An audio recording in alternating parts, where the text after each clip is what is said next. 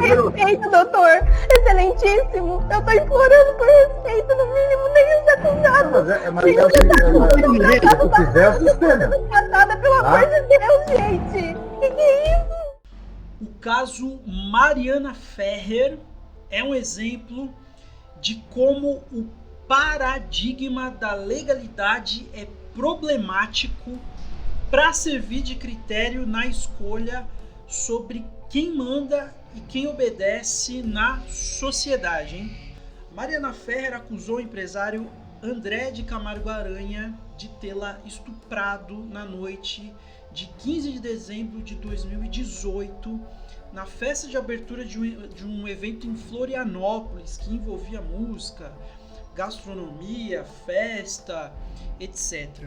Na ocasião, a Mariana trabalhava como promotora do evento e tinha 21 anos. Ela alegou que estava em estado de consciência alterado, o que caracterizaria então a impossibilidade de consentir, ou seja, de autorizar qualquer tipo de ato sexual.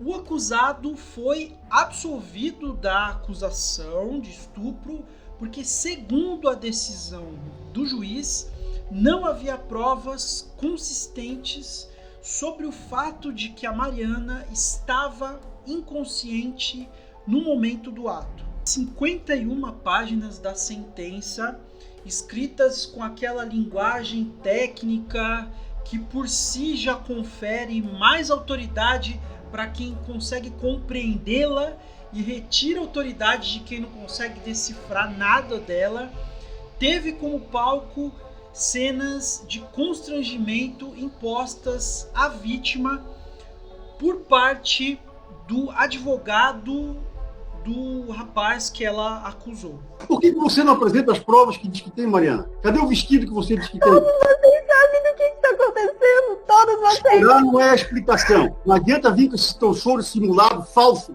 e essa lágrima de crocodilo.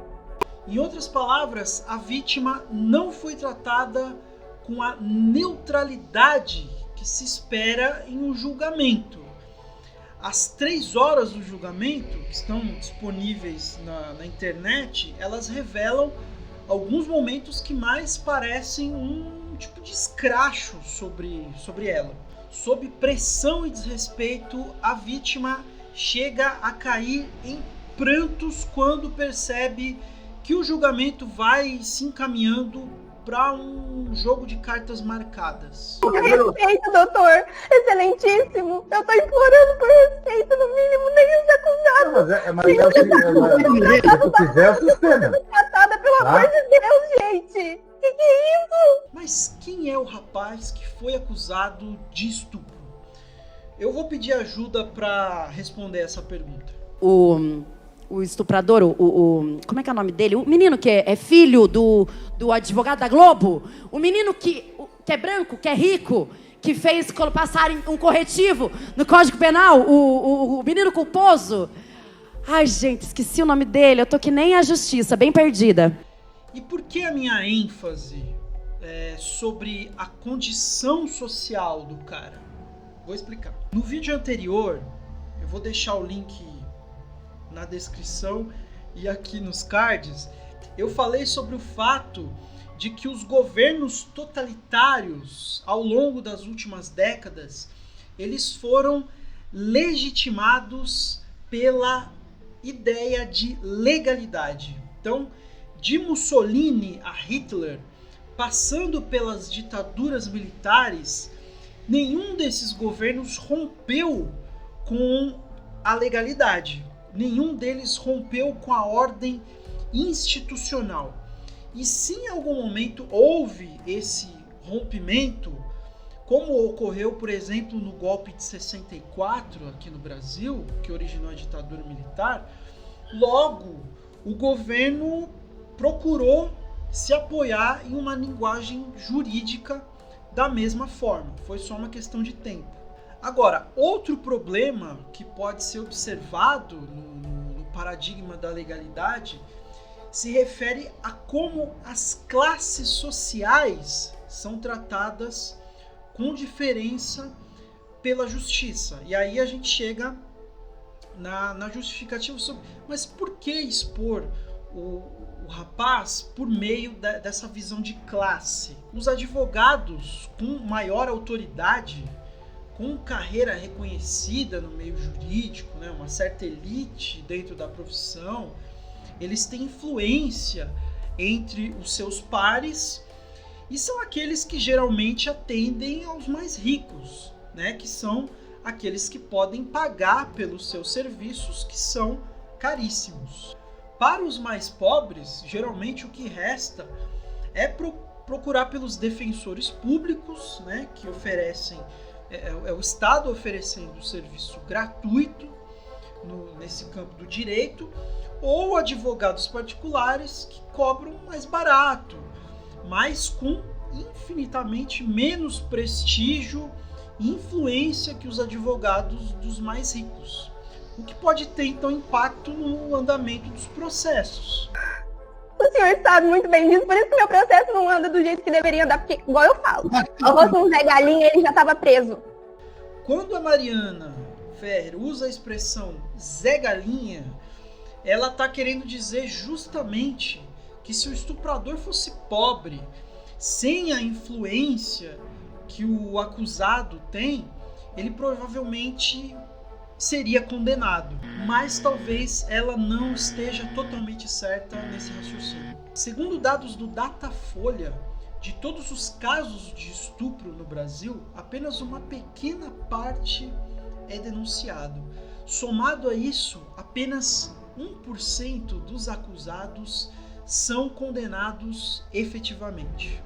E olha, eu não tenho esses dados, mas se a gente acrescentar um corte aí de classe social nesse 1%, talvez a gente chegue à conclusão de que desse número, talvez uma minoria muito grande é de homens ricos e de classe social alta. Mas, para não me apoiar no talvez, eu vou só me ater aqui aos 1% dos condenados entre todos os acusados de estupro no Brasil, independentemente então da questão de classe. É razoável que, aí eu pergunto, é razoável que de todos os acusados de estupro no Brasil, somente 1% deles seja condenado, ou seja, 99% sejam absolvidos?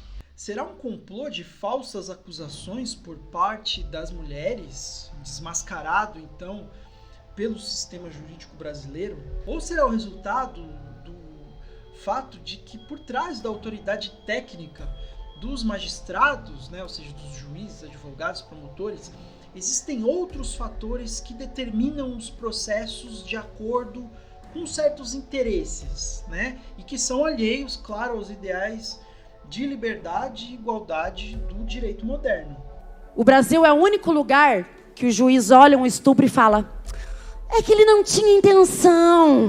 Só voltando um pouquinho para a questão econômica, o que dizer da diferença do acesso ao direito conforme as possibilidades financeiras das pessoas, conforme eu já comentei aqui? Será que isso não coloca em xeque a ideia da legalidade como mediadora das relações de mando e obediência na nossa sociedade? Se a legalidade tem dono ou diferença no acesso, ela pode servir de critério para determinar quem manda e obedece? Se ela tem dono ou diferença no acesso, ela seria um instrumento de mediação do poder ou um instrumento de imposição de poder?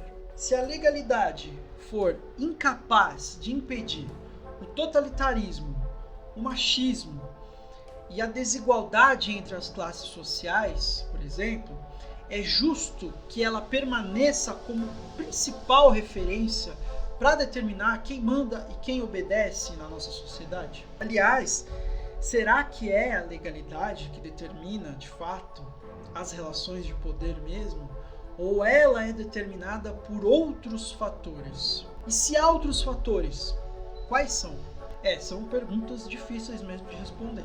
É pra gente quebrar a cabeça mesmo com essas questões. Seja como for, o caso da Mariana Ferrer revela que a defesa incondicional da legalidade, como mediadora das relações de poder, ela está longe de ser isenta de problematizações. Bom, e por hora é isso. O que eu acho impressionante é que nenhum homem envolvido nesse caso consegue entender o não da Mariana. Eu acho maluco demais, eu acho absurdo que em pleno 2020 a gente tenha que explicar para o homem que não é não. Que quando a mulher está dormindo, é não. Que quando a mulher está drogada, é não. Se a mulher está inconsciente, é não. É sério mesmo que são vocês, homens, que acham que é a gente que não sabe o que é impedimento?